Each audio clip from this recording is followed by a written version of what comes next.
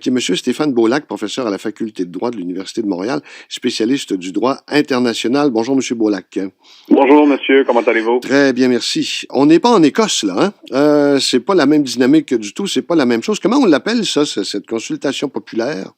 Ah, c'est une consultation populaire dans le sens que ça va prendre le pouls de la population par rapport à à vrai dire, deux questions, là, ou une question à deux volets. Mais les grosses, il y a plein de différences. Mais les deux principales différences, c'est d'une part le fait que il y ait une intransigeance très réelle du pouvoir central qui ne collabore absolument pas aux intentions de tenir un scrutin par rapport à la question nationale dans la région catalane. Ouais. D'une part. D'autre part, là, la résultante, si je puis dire, c'est que en bout de ligne, il y aura un scrutin, une consultation populaire qui ne va pas dans le sens des standards internationaux pour lesquels ce scrutin, il sera difficile de trouver des éléments de justification de légitimité par la suite parce que, voilà, il n'y a pas de contrôle ou il y aurait peu de contrôle quant à l'identité de ceux et celles qui vont exercer le droit de vote, de telle sorte que, en bout de ligne, qu'est-ce qui va sortir comme résultat, ben, ça va être peu légitime. Oui. Donc, il n'y a pas de liste électorale, il n'y a pas de bureau de vote officiel. Comment ça se passe concrètement? Comment on va faire cette consultation-là?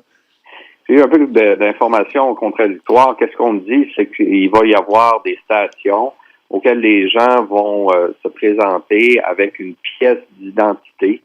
Mais sauf erreur, il n'y aurait pas de liste électorale qui est préparée par une autorité étatique au préalable. Comment est-ce que la vérification des identités vont s'effectuer? Bon, on va le voir sur le terrain dimanche. Qu'est-ce qui est certain, c'est que qu'est-ce qu'on considère généralement pour un vote, que ce soit dans une élection ou pour une consultation comme un référendum, j'en ai été témoin en septembre dernier en Écosse, c'est pas la même chose du tout. Ouais. Parce que c'est ça, parce que Madrid, dans ce vote-là, voit un référendum déguisé, puis on a même ordonné la suspension du scrutin et tout ça.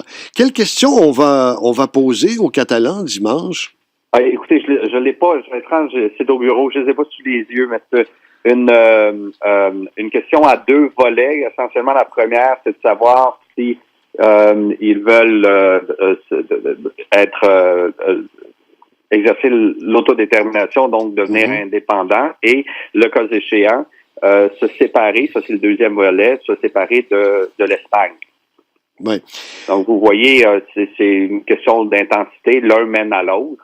Et on verra vraisemblablement quand on va de façon affirmative à la première, la suite logique, c'est de voter affirmatif pour la seconde. Oui. Et même si c'est une consultation qui ne répond pas, comme vous le disiez tout à l'heure, M. Beaulac, aux standards international, j'imagine que, il y a eu des sondages qui ont précédé la tenue de cette consultation de dimanche et tout ça. La balance penche de quel côté? Je pense, sauf erreur, c'est proche, 45, 50. Mais qu'est-ce que moi je crains, là? Ouais. Au-delà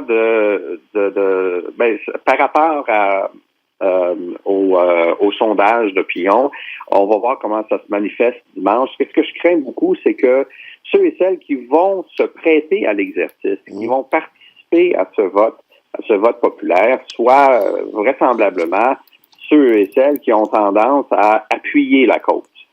Ceux et celles qui sont pas en faveur, autrement dit, de l'indépendance de la Catalogne vont voir ce processus qui pour lequel on met des obstacles, le pouvoir central. Il y a deux décisions de la Cour constitutionnelle. On est à l'extérieur de la légalité. Cette consultation populaire est illégale. On parle même de désobéissance civile. Moi, si j'étais un voteur dans la région Catalogne et qui voit tous ces aspects-là, je me dirais, je ne veux pas entériner, je ne veux pas jouer le jeu, participer à une consultation en dehors de la légalité, ce qui fait en sorte que j'anticipe qu'il va y avoir une bonne proportion des gens qui ne sont pas en faveur de l'indépendance de la Catalogne, qui ne se déplaceront pas, qui ne participeront pas au vote, de telle sorte que les résultats vont être biaisés grandement pour le camp du oui. Oui, bon. Donc, ce vote-là n'aura vraisemblablement aucune portée politique par la suite? Ben, en fait, c'est, à mon avis, la seule portée, parce qu'on est, je le répète, en dehors du cadre légal. Là, il s'agit de voir comment on va spinner, si vous me prêtez l'expression, là, les résultats, parce qu'on va vouloir en tirer, en capitaliser au niveau politique. Il s'agit de voir comment aussi la communauté internationale va réagir à ça. Tout ça va suivre, évidemment, le vote de dimanche. Oui. On s'en reparlera éventuellement, M. Beaulac. Très intéressant tout ça. Merci. Au plaisir. Au revoir. M. Stéphane Beaulac, professeur à la Faculté de droit de l'Université de Montréal, spécialiste du droit international. Je vous signale en terminant que la Catalogne compte 7,5 millions d'habitants.